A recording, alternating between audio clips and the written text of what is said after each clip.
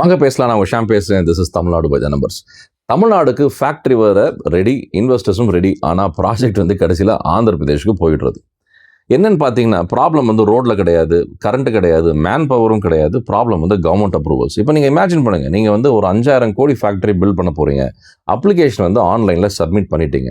Government என்ன சொல்றாங்கன்னா 30 டேஸ்ல அப்ரூவல்ங்கிறாங்க. ஆனா டே 29ல ஒரு கிளாரிஃபிகேஷன் வேணும்னு இன்னொரு டாக்குமெண்ட் அப்லோட் பண்ணுங்கன்னு அப்படின்னு உங்களுக்கு ஒரு மெசேஜ் வருது. அப்போ என்ன ஆகுதுன்னா, அந்த கிளாக் வந்து மறுபடியும் 0லேருந்து ஸ்டார்ட் ஆகுது.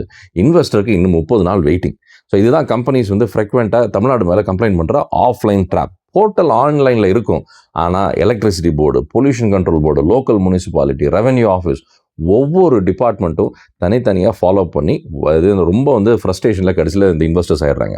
ஸோ அதுக்கும் மேலே என்னென்னு பார்த்தீங்கன்னா, இண்டஸ்ட்ரியல் லேண்ட் கன்வர்ஷன், அப்புறம் வந்து லோக்கல் பாடி அப்ரூவல்ஸ், இந்த ஸ்டேஜில் தான் நிறைய ப்ராஜெக்ட்ஸ் வந்து ஸ்லோ ஆகுதுன்னு இன்வெஸ்டர்ஸ் வந்து தமிழ்நாடு கவர்மெண்ட் மேலே இந்த கம்ப்ளைண்ட் சொல்கிறாங்க. ஸோ இப்போ ஆந்திர பிரதேஷில் என்ன நடக்குதுன்னு பாருங்களேன். அப்படியே டைரக்ட் ஆப்போசிட். ஒரே போர்ட்டல், ஒன் ட்ராக்கிங் சிஸ்டம், அதுவும் பிக் இன்வெஸ்ட்மெண்ட்னா சீனியர் அஃபிஷியல்ஸ் டைரெக்டாக மானிட்டர் பண்ணுறாங்க. Land allotment, power connection, department approvals எல்லாத்துக்கும் ஃபிக்ஸ்டு டைம் லைன்ஸ்.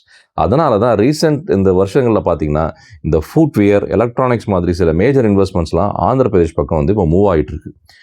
ஆனால் இதில் ஒரு பெரிய ட்விஸ்ட் என்ன இருக்குன்னா, தமிழ்நாடு இன்னும் வந்து இந்தியாவோட largest automobile manufacturing eco system, one of the biggest electronics hubs. லட்சக்கணக்கான ஸ்கில்டு இன்ஜினியர்ஸ் இருக்காங்க.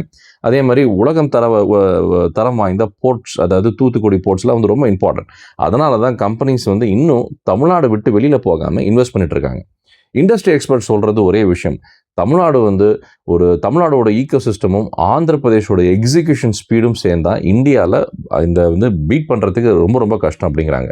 நீங்கள் என்ன நினைக்கிறீங்க? தமிழ்நாடுக்கு புதுசாக சப்சிடி வேணுமா, இல்லை அப்ரூவல் இம்ப்ரூவ் பண்ண அந்த சிஸ்டம்ஸ்லாம் வேணுமா? கமெண்ட்டில் உங்கள் ஒப்பீனியன் சொல்லுங்கள். வாங்க பேசலாம். நான் உங்கள் ஷாம் பேசுகிறேன். மறுபடியும் ஒரு இன்ட்ரெஸ்டிங் வீடியோவில் சந்திப்போம். மிக்க நன்றி.